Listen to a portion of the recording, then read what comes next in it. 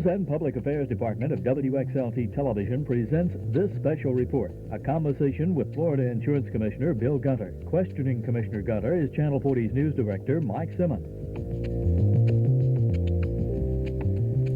Hello, I'm Mike Simmons. Joining us this afternoon for our discussion is Commissioner Bill Gunter. He's the Insurance Commissioner for the state of Florida. We're going to be discussing a lot of issues that are before him right now and will be before the legislature if he has his way within the near future.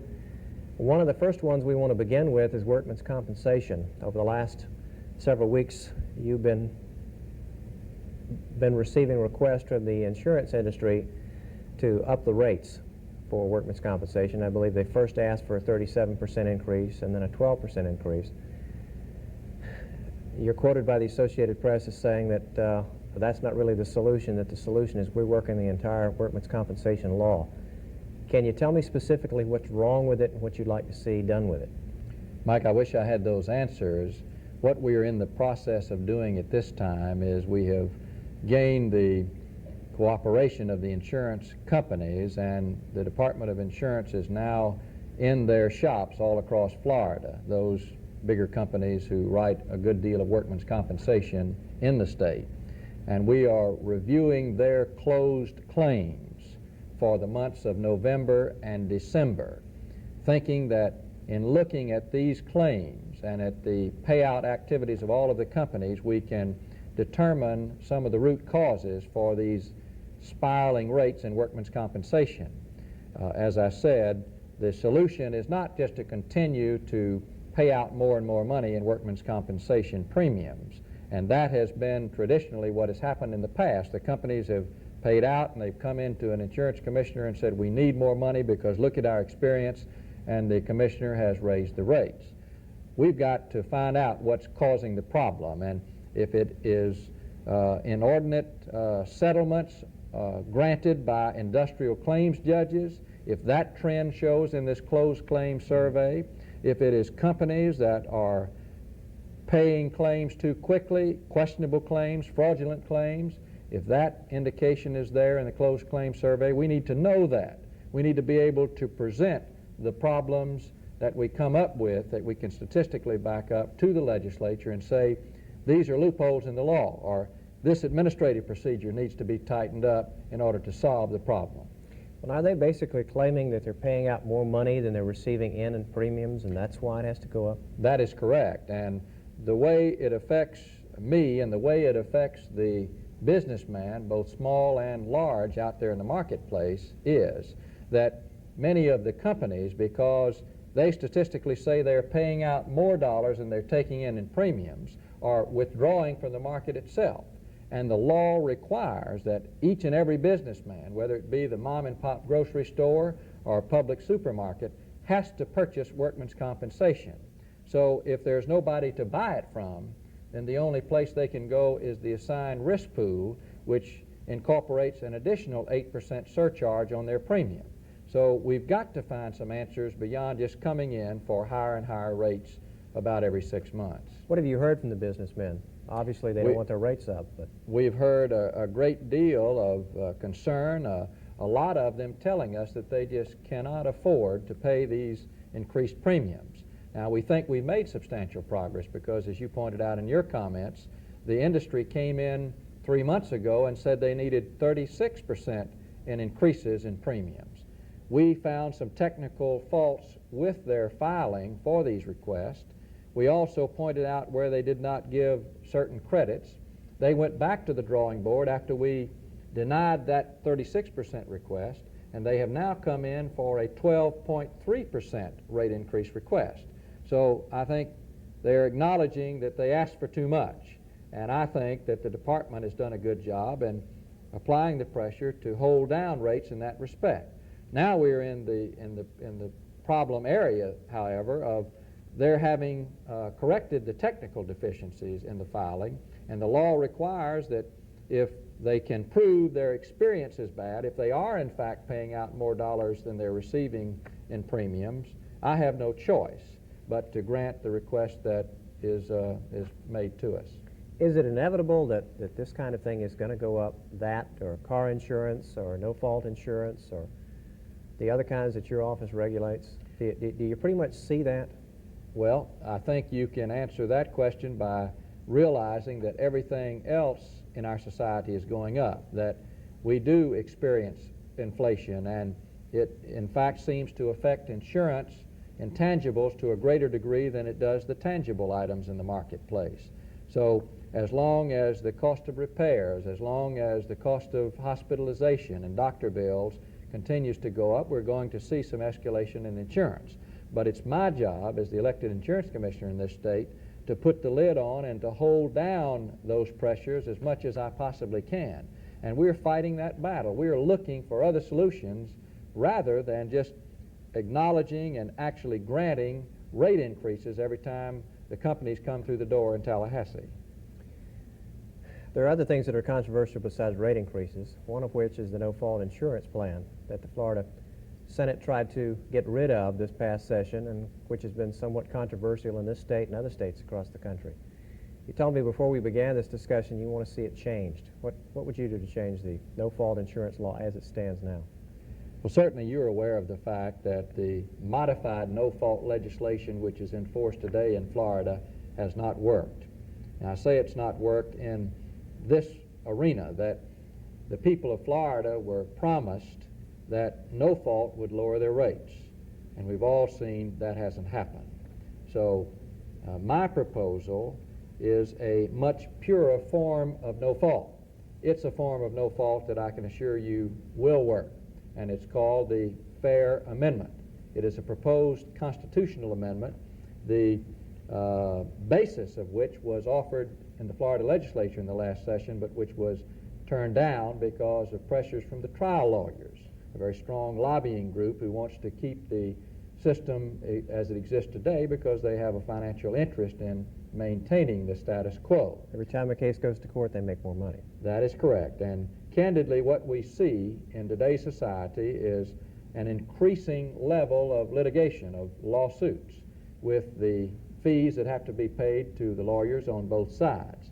Now, our Fair Amendment would actually cut back some on these lawsuits and certainly hold down substantially on the fees paid to the lawyers. That's why they are fighting us, obviously. But what we propose is to change the liability system and to change our insurance system by taking out of it what I call the speculative damages. Those are the intangibles in the liability system, things such as mental anguish, pain and suffering, inconvenience, loss of consortium, and the like. Those are the things for which you cannot readily assess a specific dollar value. Now, we don't have any effect in our proposal on your right or mine to file suit or to collect for our tangible losses, our real dollar losses, such Talking as about injury, damage to the car, That's the other right. car, a telephone pole, something of this nature. Exactly. Or even your own medical bills, your doctor bills, your hospital bills, your lost wages or your future lost earnings are still recoverable under our proposal. Because you can determine the exact amount. Exactly. But what we do by removing those speculative damages from the liability system is we're able to guarantee to the people of Florida a reduction of 30% in their liability no-fault premiums. Now, we say that this is a change, a reform that needs to be made because, bear in mind, we have some 30% of our drivers on the roads and highways of this state today who are carrying absolutely no insurance coverage at all. And many of them have contacted our office and said the reason for that is they simply can't afford it. We've got to make insurance more affordable in our society, and this is a change that will do just that. There are quite a few states who don't want to go no fault at all. They don't care for it, either with the amendment that you've suggested or the way that Florida now currently has it. Do you think that it's better just to have no fault? How would you counter those arguments that say it's not a good thing, period? Mike, I would say that in those states where the purer concept of no fault has been tried, that it has worked. Now, I emphasize again, we haven't had that in Florida. The bill which was passed in the Florida legislature is not pure no fault, and that's the reason why it has not worked. It is a compromise, sort of a Band-Aid approach, a sort of a swipe at the reform concept of no fault, which has certainly not done the job for the consumers of this state. Now, the approach that we make through this fare amendment will in fact work. It is actuarially substantiated not only by the actuaries in the Department of Insurance, but by the actuaries in the insurance industry themselves. They admit that through this fare amendment proposal, we will in fact be able to lower liability no-fault costs by 30%. And that is a meaningful reduction. It's not pennies such as we are looking at and talking about in the rebates that we hope to be able to give the people of Florida as a result of the review we're involved in today on the changes in no-fault. It is 30% of the major portion of the insurance dollar that people are paying for their automobile premiums. Have the insurance industry spokesmen been lobbying for this fare amendment? Are they in favor of it too, and is this one of the reasons why you're in favor of it? No, as a matter of fact, you don't find insurance industry people jumping up and down with joy when you're talking in terms of a proposal that is going to lower liability no-fault premiums by 30%, because naturally insurance people are interested in that cash flow and it affects their business. But I think in the long haul it will be beneficial to people in insurance because they will be able to sell insurance to those 30% out there that are driving now without any at all. Now, there are always going to be a certain number that will drive recklessly and irresponsibly without insurance for one reason or another.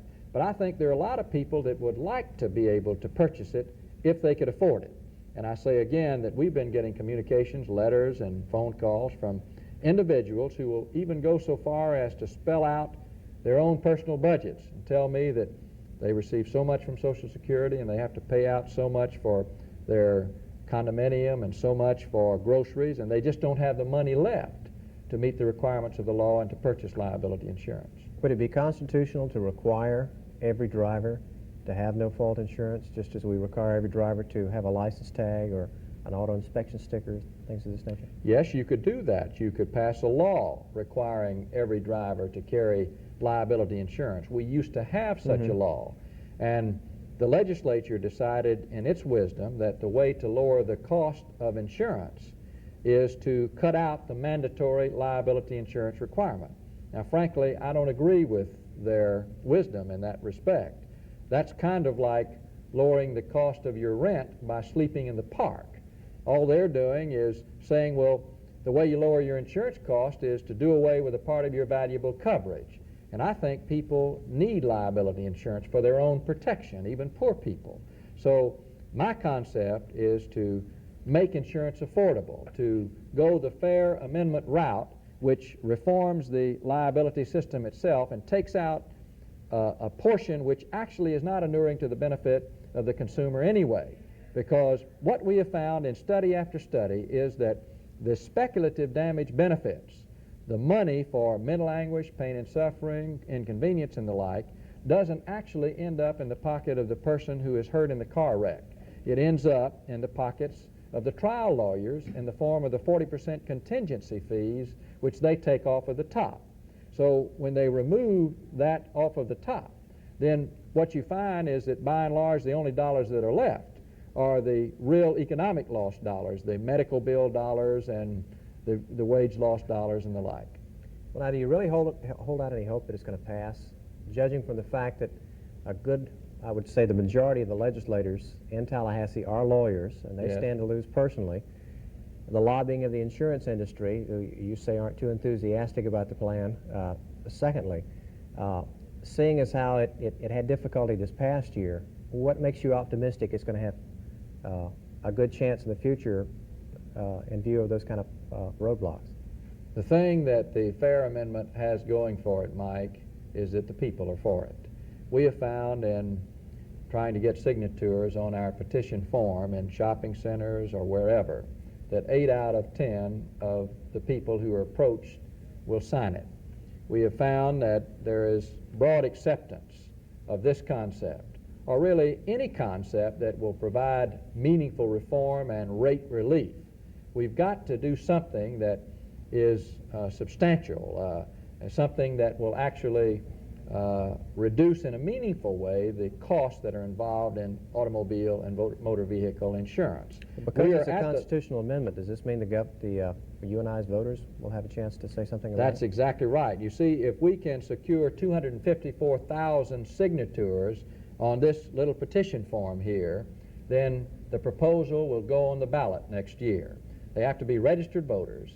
And so we're in that process now of gathering the signatures. We have approximately 100,000 in hand.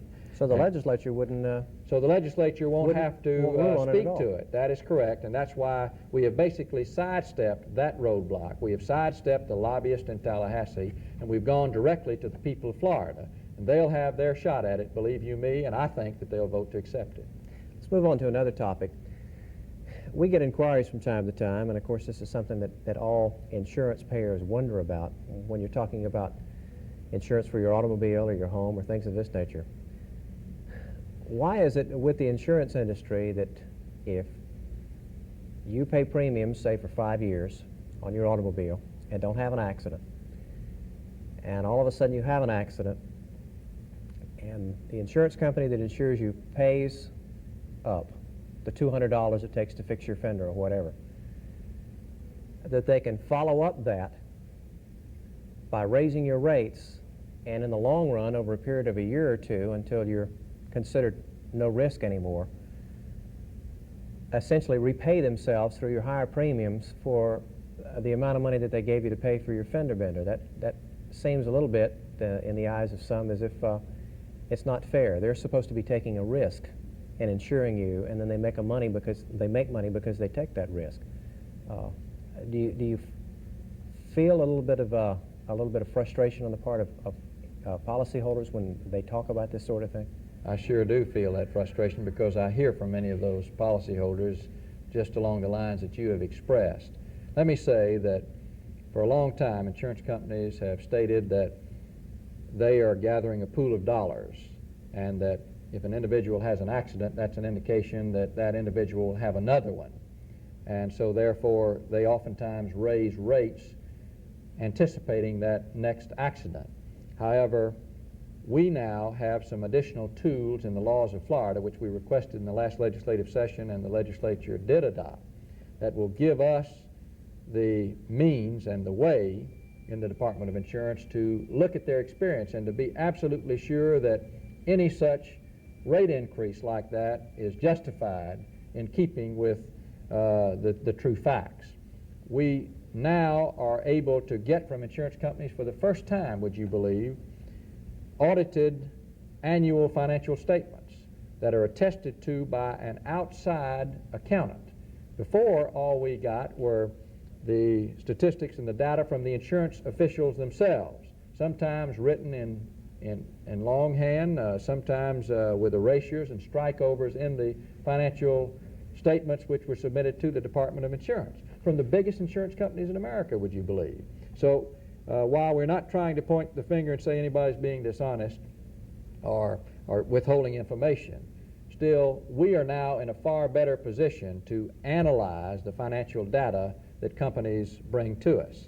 We are also looking at a far stronger excess profit provision in the law, wherein we can take into account the investment income of insurance companies and apply it to state of Florida rate making. Before, we were told that, yes, you must look at investment income, but every time we tried to get it from the companies, they said, well, we don't break it out for Florida. So as a result of that, we were not able in the Department of Insurance to actually apply the credits which policyholders in this state should have had applied against the higher rates because of investment profits. So there are a number of changes in this area that have made the Department of Insurance regulatory arms stronger. And we're going to be using those tools in behalf of the consumer to combat this kind of a feeling of frustration which the consumer has when he has that very experience that you described. Do you have any statistics that would indicate that perhaps most motorists who have accidents have essentially in their premiums prior to that accident paid for the return they get from the company? I can't say that I have specific statistics that would back up that position. But you know that the insurance companies have a rather unique system called reserving, which protects their financial flanks, if you will, in that when somebody has a loss and it involves bodily injury where the ultimate payment might be a year or 2 years on down the road, they will set up a reserve amount. They would set up a pool of dollars, maybe $50,000, and then they would hold those monies until the claim is finally paid. Now, that's advantageous to the companies in a way because they enjoy the earnings on the investment of those dollars until finally the claim is paid. And then visualize this. What if the claim is $25,000 instead of $50 when it finally is paid at the end of the road? Then what happens to that other 25? Now, what we want to be sure of in our new tools that we are using in the regulatory process is that that $25,000 is applied back into the rate-making process and that the consumers get full credit for that, not that it is a kind of a taking of the cream by the companies and sending that to the stockholders. So I can't say that we specifically have the data that you are speaking of, but I can say that we're going after it now and we have some tools to get it. Is there any frustration expressed by policyholders that if they have an accident, they have no recourse but to pay higher premiums because no other company will insure them in the wake of an accident? Yes, of course, that is a very great concern on the part of many, many people. And I think a point that you raised earlier is apropos here, too. You find some citizens, particularly retired people, who have paid their premiums for many, many years, and perhaps they have had a clean record. They've had absolutely no accidents. And then all of a sudden they're 65 or 67 years old and they have an accident and their rates go up and they are fearful. They feel they have no choice. They've got to pay it because if they change companies, then they might be in a posture of having no insurance at all. They might find that they can't, they have a company that won't be loyal to them because they haven't been with them for that long a period of time. Because there is a delay. In other words, you would go in and a company would tentatively agree to insure you, take your money, and then notify you within 2 months and say, I'm sorry, we found an accident, we can't insure you. That's correct. Which would mean the senior citizen or whoever would be out that money, or at least a portion of that money, and they'd be doubly insured during that period of time, and then find out they had no coverage. Yes. As far as that sort of thing is concerned. Now, I do want to call attention to your viewers that we have local offices in your area right here, and that if there are instances where the consumer feels that we might be able to advise them or give them some assistance in dealing with an insurance company or an agent, we invite them to look in the Yellow Pages and to call the office of the Department of Insurance for help. That's the reason for those offices, and we are anxious to be of assistance to anyone who might want us to talk to their agent or to their company or to help them with a claim. One other matter, and this will have to close it out. We're almost out of time. What about malpractice insurance? You know, malpractice insurance for doctors was a great crisis 2 years ago, 2.5 years ago. That crisis has somewhat subsided because some substantial changes in the law took place, actually some changes that are relative to the approach we're taking in the Fair Amendment, some changes that cut down on litigation to a large degree. There were statutes of limitation that were inserted in the law, and there were upper levels, upper limits of liability that were provided. I will say, though, it's an area that is of continuing concern because it affects yours and my medical bills, and the Department of Insurance is keeping an eye on it.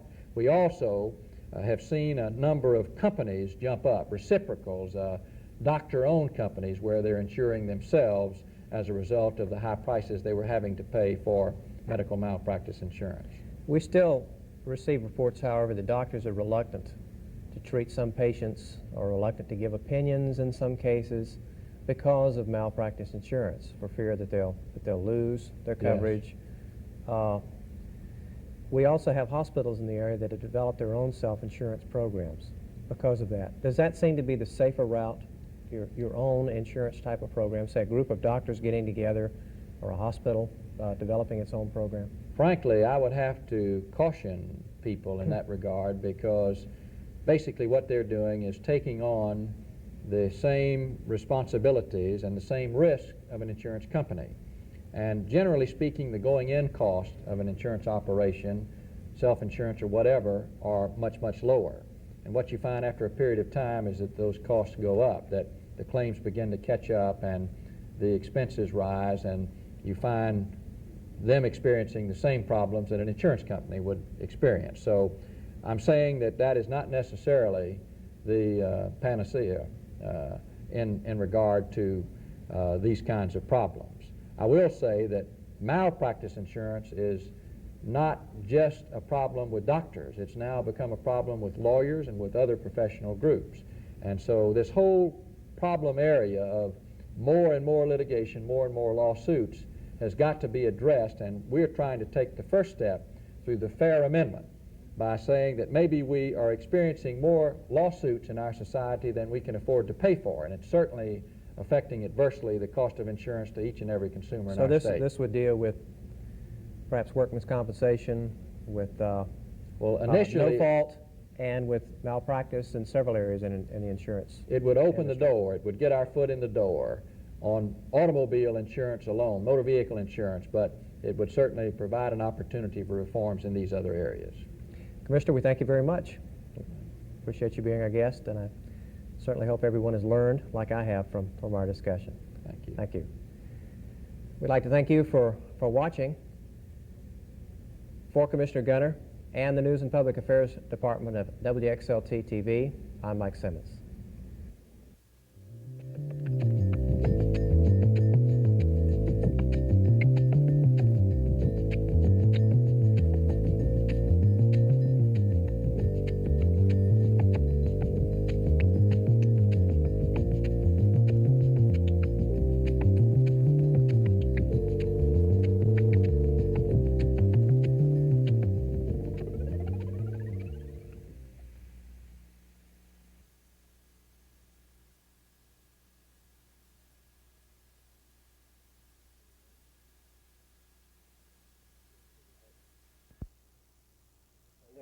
Book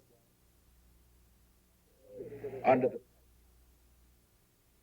could have started putting out all embarrassing turned out in Hunt's case.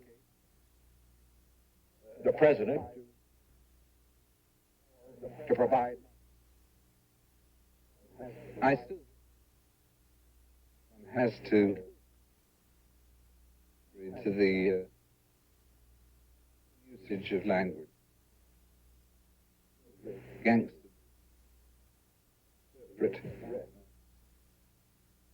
investigation, rest. One of the 7 begins. That's the problem. Some sort of conspiracy. Damaging. Well, you and I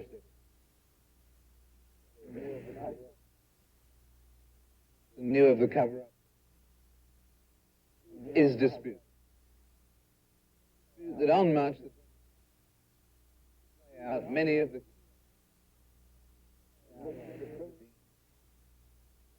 listed the criminal presidential aides. Dean himself, the burglary. Hundreds of thousands of burglars silent.